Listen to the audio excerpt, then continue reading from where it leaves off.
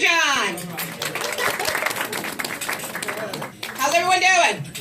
Good, great, awesome. Well, great to be here. I just recently lost 40 pounds. Yes.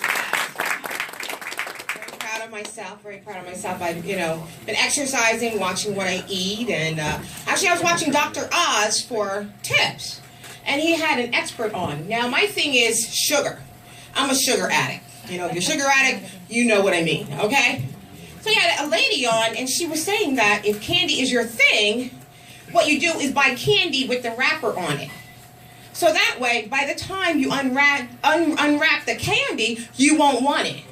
That's bullshit. She doesn't know what she's talking about, okay? Because I will eat the paper and the candy. I'll eat it all. But you know what? I recently fell off the wagon. Yes, you know what? It was brutal. It was brutal. And my drug of choice is Nutter Butters. Yeah, so you know what I'm talking. They're sinful. As a matter of fact, I ate the whole package in 10 minutes. Yes, 10 minutes. I had to count my fingers. That's how good they were.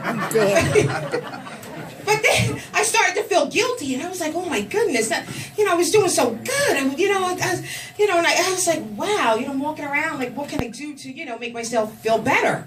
So I turned on My 600-Pound Life. Yes, because I know I'm doing better than her. Yeah. And then not only that, I'm really proud of my accomplishments because I can still fit into the earrings that I wore in 2nd grade. Yes.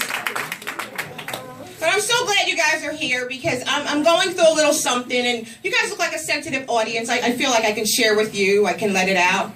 I got 2 awesome kids. My kids are amazing. Love them. But I have 2 complete deadbeat dads. Yeah, so I want to put out a turd alert, but I don't want to say anything too bad about them, okay? So turd 1, John Allen.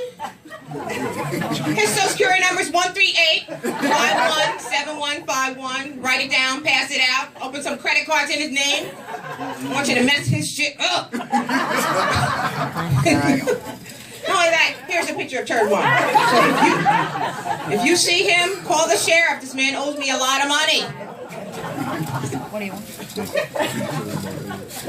And turd number 2, Christopher Williams, lives at 23 Arlington Avenue, Jersey City, works under the table, doesn't pay his taxes, so if you know anyone that works for the IRS, pass that along.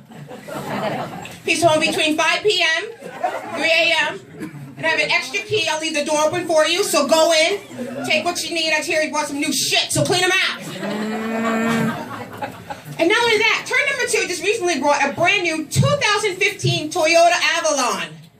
Dark blue, license plate number MCH87L. So this is what you can do for me. You can bust the windows out his car, slash his tires and he won't get far.